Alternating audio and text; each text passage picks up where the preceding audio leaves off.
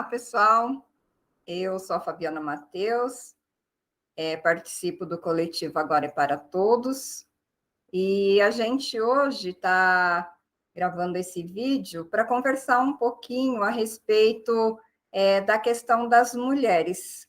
Estamos no mês de março, dia 8, né? Tivemos aí o Dia Internacional da Mulher, e acho que todos nós sabemos, né, que a luta e as pautas das mulheres são pautas e lutas permanentes. E nós queremos aproveitar esse momento para fazer uma reflexão, fazer um debate, reforçar e fortalecer aí todas essas pautas. E para isso a gente está hoje aqui com mulheres guerreiras, né, com histórias de lutas aí ao longo de toda a construção do movimento sindical e associativo, bancário e de trabalhadores de um modo geral. A gente está aqui com a Deise, que vai ser a nossa mediadora, de São Paulo, a Célia Zingler, que vai ser uma das nossas debatedoras, companheira da Caixa do Rio Grande do Sul, a Rita Lima, também uma das debatedoras, companheira lá do Espírito Santo, a Anabelle, também da Caixa, e também uma das debatedoras do estado de Pernambuco. E eu, né, também vou participar aí desse debate, sou de São Paulo. E é extremamente gratificante estar aqui com vocês, até pelas histórias, né, que a gente acumulou conjuntamente aí em todo esse debate, né, de buscar ocupação de espaço, buscar respeito, buscar condições de participação da mulher. Então, já queria de antemão agradecer a todas que toparam estar aqui com a gente hoje nesse debate, e já passar para você, Deise, que vai fazer essa mediação aí, e que a gente possa, né, ter um excelente debate e, com isso, levar a reflexão e, principalmente, as nossas bandeiras aí, fortalecer as nossas bandeiras e animar a nossa luta, né? Obrigada, Deise, por estar aqui com a gente hoje. Eu que agradeço o convite, é um prazer muito grande, né? Uma oportunidade também da gente fazer uma reflexão, como você disse, Fabiano, o mês de março é um mês propício para isso, né? Então a gente tem que usar e abusar desses espaços, né? Não que ele devia ser limitado só no mês de março, acho que a gente tem que arrastar ele pelo ano todo, e talvez é sobre isso que a gente vem falar hoje, né? Então, assim, o tema do nosso papo hoje são as pautas identitárias, né? A questão do identitarismo, ou, enfim, identidades, esse tema que tem causado muita polêmica, muito mal-estar, tem gerado, assim, né? Vira e mexe, a gente ouve alguma coisinha que nos incomoda, enfim. Então, assim, é um tema que a gente merece conversar, né? Especialmente no movimento sindical, especialmente na esquerda e nos partidos de esquerda. E, afinal de contas, nós temos eleição esse ano, né? Nós temos eleição. E, por falar em eleição, né, eu acho que é importante a gente tentar associar aqui, talvez aqui muitos e muitos que estão aqui vão lembrar, quando esse tema surgiu com força, quando esse tema apareceu até na mídia, foi quando as mulheres foram para as ruas no segundo turno, ou ainda não, no primeiro turno das eleições, né, gritar ele não, né? E aí movimentou o Brasil inteiro, manifestações gigantescas, né, gritando ele não, né? Isso nas eleições na última eleição, né, que inclusive elegeu o inominável, né? 2018, né? 2018, exato. E eu me lembro muito, né, que assim a esquerda, quando se viu diante de uma eleição e de ter eleito, né, e ter sido eleito uma pessoa, né, com a figura, né, e tudo que ele representa, né, de retrocesso, né, de retrocesso para o país em todos os sentidos, econômico, político, social, né? Aí falaram assim, olha, a culpa foi das mulheres que foram para as ruas, né? A esquerda começou a dizer, né? Parte da esquerda, parte de liderança da esquerda, dizer que a culpa tinha sido das mulheres, porque nós fomos para ruas, e isso gerou uma revolta, um movimento... o setor reacionário da sociedade reagiu, né, votando, então, no Bolsonaro. Aquilo foi muito... Né, e dizer que a culpa era das pautas identitárias, né? E eu me lembro que, naquele mesmo período, um analista, né, o diretor técnico da Datafolha, foi para a TV dizer o seguinte, olha, gente, não foi bem isso, não, porque se não fosse aquele movimento do ele não, o Bolsonaro teria sido eleito no primeiro turno. Bom, enfim, depois disso, esse tema vira e mexe, vai e volta, vira e mexe, vai e volta, e a gente percebe que ele... eu acho que, assim, a gente carece de um debate, de uma reflexão, né, de desmistificar, e também de tirar mesmo, né, algumas dúvidas a respeito disso, né? Isso foi o que também motivou, né, Fabiana? A gente escreveu um artigo que saiu, né, convido também, aproveito para chamar aqui todos e todos para ler o artigo, né, que saiu, então, na página, no site do Le Monde Diplomatique Brasil, e o título é Pauta Identitária. Não, pauta identitária, sim. Qual o problema? Né? Então, esse é o título que Fabiana, eu e Tereza Cristina nos propomos a escrever, a refletir, né? Enfim, e trazer a público esse debate para a gente, enfim, provocar um pouco e pensar um pouco nessa questão da pauta identitária. Bom, então vamos lá. Partindo para a nossa conversa de hoje, né? Eu estou vendo aqui as companheiras, a Fabiana já fez uma breve apresentação, mas eu também vou pedir para que, quando vocês iniciarem, eu vou fazer aqui algumas questões, a ideia também explicando um pouco a dinâmica aqui para quem está nos vendo. A ideia, a gente vai fazer assim, umas 3 ou 4 perguntas, dependendo do tempo e da demora que talvez, né, cada questão tome, mas, enfim. A ideia é a gente fazer umas 4 perguntas sobre o tema do identitarismo, e aí vai ter uma rodada, todas vão falar um pouquinho sobre cada uma dessas questões, certo? Então, eu vou começar aqui, iniciando aqui com uma primeira questão, deixa eu só dar uma olhadinha aqui no meu roteirozinho. Já falei, né, do que motivou, né? Já falei também da origem, né, dessa pauta identitária, né, que tem a ver com o movimento das mulheres negras, né, nos Estados Unidos, né? Especialmente as lésbicas, até, que dizia o seguinte, alto lá, tinha que afirmar uma identidade. Por quê?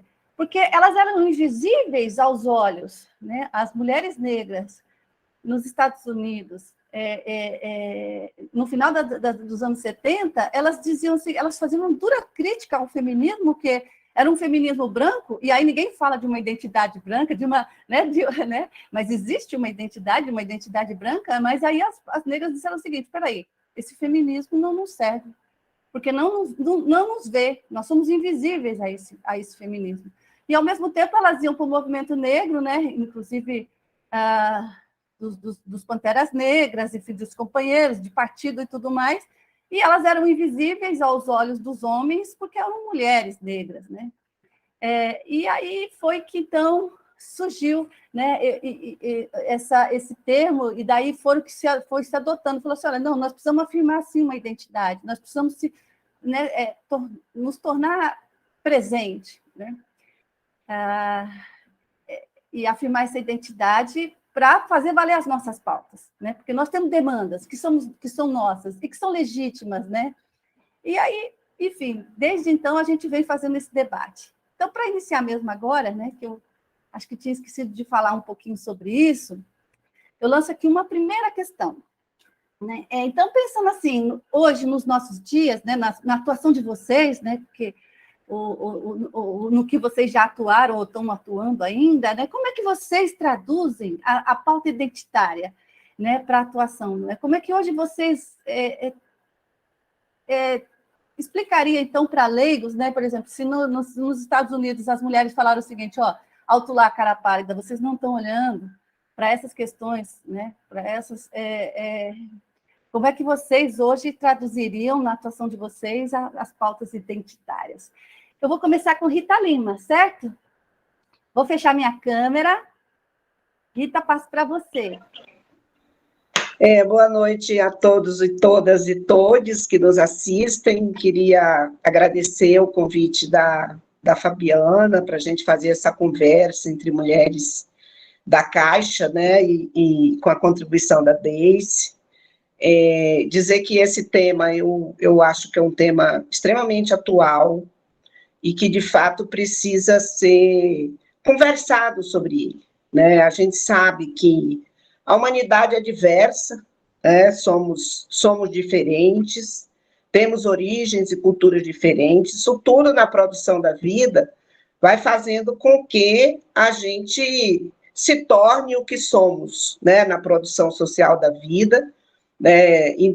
Dependendo do regime econômico, da cultura, vai sendo produzido em cada um de nós, homens, mulheres, e todos, né, os não binários, um jeito de ser, um modo de ser, e, infelizmente, a igualdade perante a lei, né, tão propalada em várias constituições, em várias cartas de direitos, a gente sabe que isso é letra quase morta em algumas leis, porque, na prática, a fome, o desemprego, a violência, né, isso vai sendo diferente. Se a gente pensa entre mulheres, por exemplo, as mulheres brancas, as mulheres negras, sentem tudo isso de forma diferenciada. A exploração, ela bate para as mulheres trabalhadoras, diferentemente daquelas que não são mulheres trabalhadoras, que são donas dos meios de produção. A opressão de gênero, de sexualidade, né, cultural, de raça, de etnia, tudo isso bate diferente para homens e mulheres. Então, por tudo isso, falar de lutas específicas, falar da necessidade de se colocar demandas que são próprias dos diferentes grupos, que se chamam identitários, outros chamam de produção de subjetividade, outros e outras chamam de que é necessário falar dessa interseção entre raça, classe, gênero e orientação sexual, a gente precisa falar sobre isso, porque, de fato, nossas demandas são diferentes. E, por serem diferentes, a gente tem demandas comuns, mas tem demandas diferentes. E se não são esses grupos que sentem essa opressão, essa forma de sentir opressão, de receber essa opressão, a gente precisa falar dela do jeito que a gente sente, por isso precisa ser respeitado. É isso, por enquanto. Está sem som, Deise. Esse virou o chavão, né, das lives da vida, né? Tá sem som, abre o som. Vamos lá. Agora eu quero ouvir, então, Célia falar um pouquinho sobre isso também com a gente. Pode ser, Célia?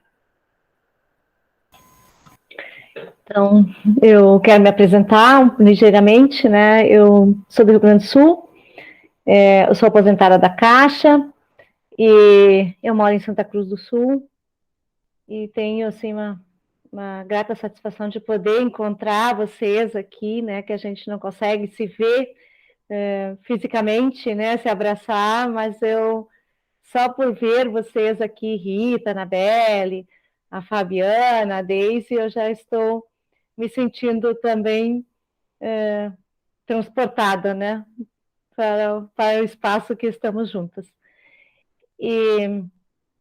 Então, atualmente, eu sou diretora de aposentados e previdência da ABSEF Rio Grande do Sul, e também sou diretora jurídico dos sindicatos bancários aqui da minha cidade, Sindicato dos Bancários Santa Cruz do Sul e região, e represento o sindicato em diversas instâncias, inclusive como conselheira do Conselho Municipal de Saúde, que hoje é um dos espaços mais importantes, né, de controle social que nós podemos exercer.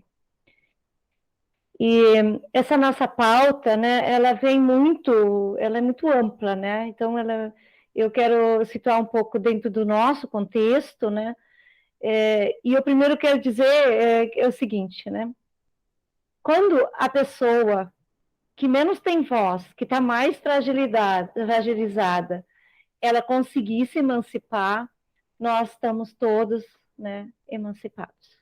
Então, e é esse olhar que nós precisamos ter e escutar, né, de quem nós estamos falando, né? Porque muitas vezes nós temos espaços para ter voz, mas nós precisamos ouvir e dar voz às diversas demandas. E eu sempre me lembro de uma frase muito chocante, quando a Domitila Barros de Chuncara, na primeira Conferência Internacional da Mulher da ONU, acho que foi no México, ela disse: eu não sei o que eu estou fazendo aqui. Vocês estão falando de temas que para mim não resolvem nada. Né? Eu sou uma mulher de mineiro da Bolívia, eu acho que foi em 1975, e ela, junto com outras mulheres tão pobres quanto ela, tão cheia de filhos quanto ela, derrubaram o governo da ditadura do Hugo Banzer, começando uma greve de fome. Então, a opressão específica, ela precisa ser reconhecida e precisa ter espaço para a luta.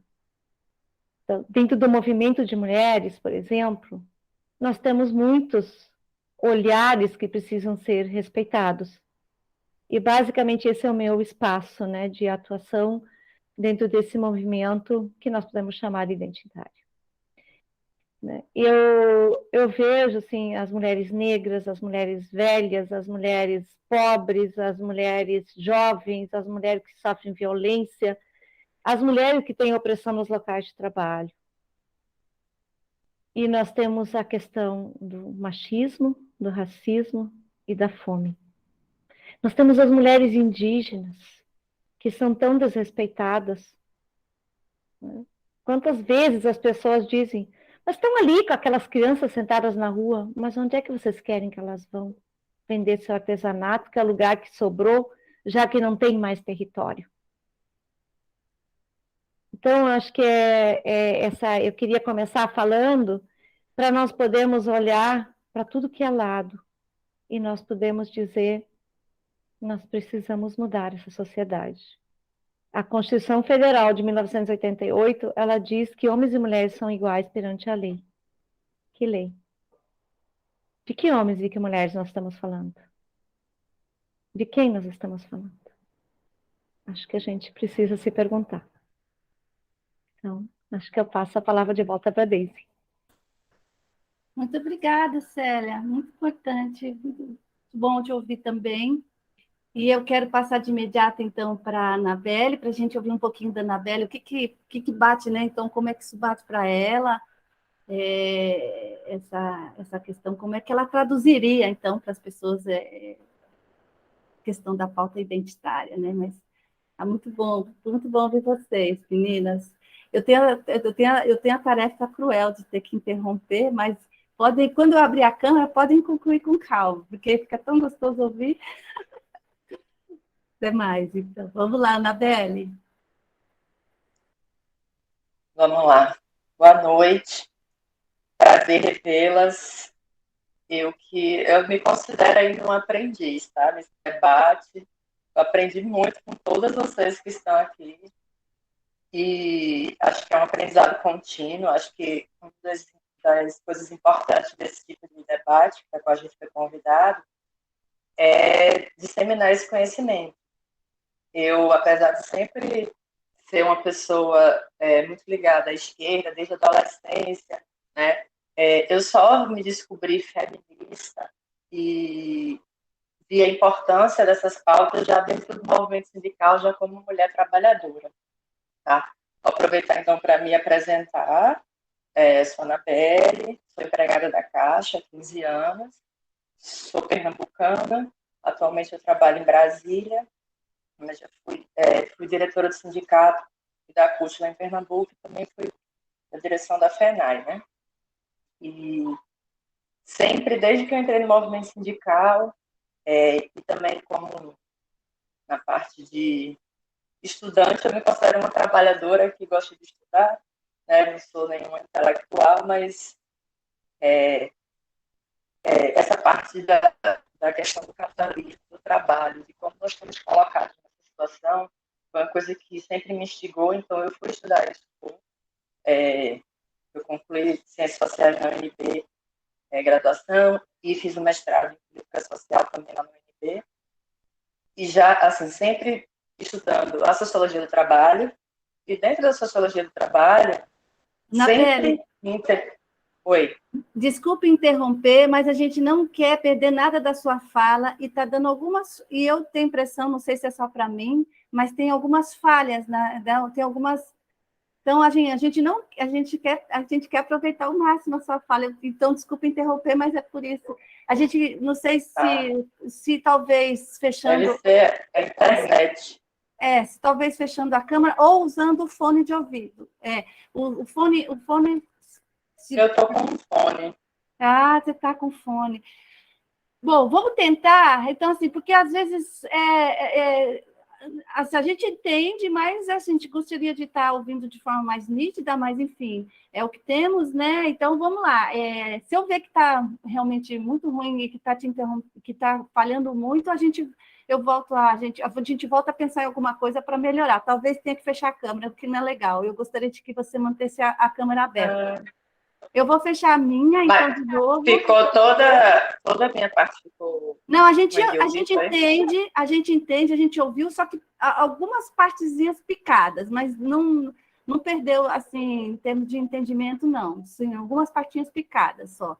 Mas vamos lá, vamos lá, então, vamos dar continuidade, então, sem que se a gente vê que tem necessidade, talvez você tenha que fechar a câmera, infelizmente, mas vamos tentar assim mesmo, vamos lá. Pode retomar, então, de onde você parou. Pode retomar de onde você parou na sua apresentação, por favor. Obrigada. Então, já respondendo a pergunta, essa questão identitária, eu enfrentei ela e tenho estudado ela, tanto no movimento sindical quanto na universidade. Na universidade também é uma barreira. Quando eu fui para a Sociologia do Trabalho, e na Sociologia do Trabalho, a vertente marxista muito forte, tem sim essa ideia de que as pautas identitárias enfraquecem as pautas gerais da classe trabalhadora, né? Mas eu, enquanto mulher, enquanto nordestina, enquanto descendente negra, e nunca achei que falar de trabalhador, no sentido geral, contemplava a complexidade, né, do que a gente tem que falar dentro do capitalismo. Então, acho super importante esse debate, né? A gente acaba de sair aí ontem, acho que foi sancionado aquele projeto que retorna as mulheres grávidas para o trabalho presencial mesmo na pandemia. Isso é um exemplo, né, dentre tantos outros que a gente tem visto nesse governo, de que a situação das mulheres, especificamente, é sim diferente. Tem sim idiosincrasias e tem peculiaridades diferentes que precisam ser tratadas e precisam ser enxergadas. Porque o que a história tem mostrado para a gente é quando a gente homogeneiza tudo e fala, não, vamos debater geral aqui a questão dos trabalhadores, porque é mais importante, porque esse é o caminho, as questões das mulheres, dos indígenas, dos deficientes, são deixadas de lado. E essas pessoas têm tido, sim, ao longo da história, mais dificuldades para conseguir avançar dentro de direitos, dentro de espaços, para ter voz. Então, acho que esse é o caminho mesmo. Esse debate precisa ser feito, precisa ser enfrentado. Infelizmente, ainda dentro da esquerda, imagina nos outros campos aí da direita, mas, a princípio, é isso. Vamos aí para o debate. Espero que tenham conseguido me ouvir. Nossa, Anabelle, muito bom você fazer esse paralelo, né, com o marxismo, né, porque eu acho importante a gente se situar sempre, né, nós não estamos aqui falando, porque às vezes fala assim, mas essa é uma pauta liberal, porque até a Globo é identitária, porque eu falei, não, mas nós não queremos, não é com esse público que a gente está conversando, né, não é com esse público que a gente quer falar, né, a gente está falando com os nossos companheiros e companheiras, né, e queremos trazer esse debate aqui para né, com recorde de classe, essencialmente, né? Mas, enfim, agora vamos ouvir, então, Fabiana falar um pouco sobre isso também. Gente, obrigada mais uma vez, está muito bom.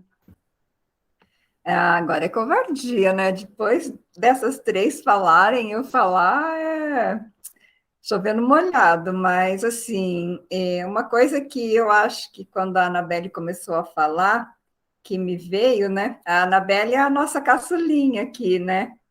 E é mãe, né? Tem uma bebê. Então, acho que além de toda essa problemática que a gente que já foi pontuado, muito bem pontuado aqui, você tem ainda toda essa situação, né? Da mulher que está no mercado de trabalho, que é mãe ou que quer ser mãe, e ainda você vê toda, toda uma dificuldade, né, de inserção da mulher. E ontem mesmo, ontem não, dia 8 de março, foi muito interessante, porque eu recebi um videozinho em homenagem ao Dia Internacional das Mulheres, de um amigo meu, lá de Bauru, e ele, antes de mandar o vídeo, colocou assim: sem querer fomentar a divisão, parabéns. Aí eu falei, caramba, eu vou ter que mandar o nosso artigo para ele, né, Deise? Aí eu falei, Paulo, mas muito pelo contrário, né? Eu acho que as pautas identitárias, elas não vêm para dividir, né? Elas vêm para somar. Acho que o conjunto dos trabalhadores, e aí o conjunto dos trabalhadores abarca todos e todas e todos, ele tem suas diferenças. E não reconhecer essas diferenças e não lutar para diminuir essas diferenças é que provoca a divisão, né? Então, eu acho que quando a gente discute, a gente está unificando, né, toda a classe trabalhadora, unificando, escancarando as dificuldades. E aí foi muito engraçado, porque ele respondeu, falou, nossa, sabe que eu nunca tinha parado para pensar nisso? Falei, pois é, porque a gente escuta tanto, né, as pessoas falarem, não, mas você fica falando da reivindicação das mulheres, mas aí você enfraquece a luta geral. Falei, mas pega os dados do último trimestre de 2021 e olha lá, o conjunto dos trabalhadores sem emprego, 44% eram homens, 56% dos trabalhadores e trabalhadoras, de modo geral, desempregados, eram mulheres. Então, uma crise, quando ela vem da forma avassaladora como ela vem, ela vai atingir inicialmente as mulheres, os negros e negras, né?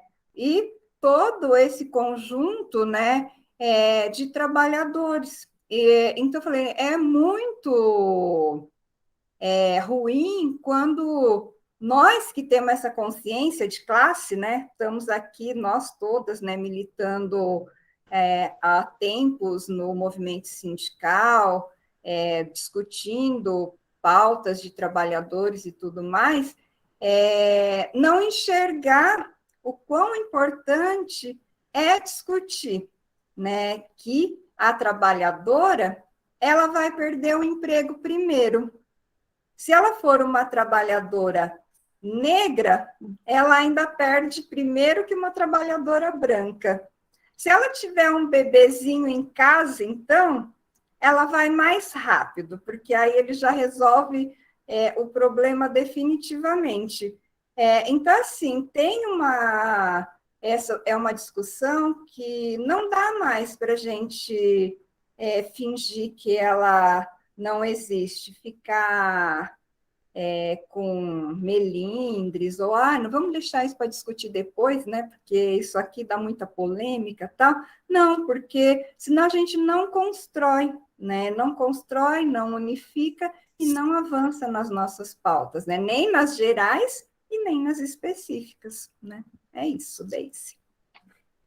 Ai, que gostoso, né? Cada uma traz de um jeitinho muito especial e traduziu muito bem. Eu achei assim que realmente para quem talvez nunca tenha tido contato com o tema ou ter discutido antes, eu acho que essa primeira rodada já foi bastante elucidadora.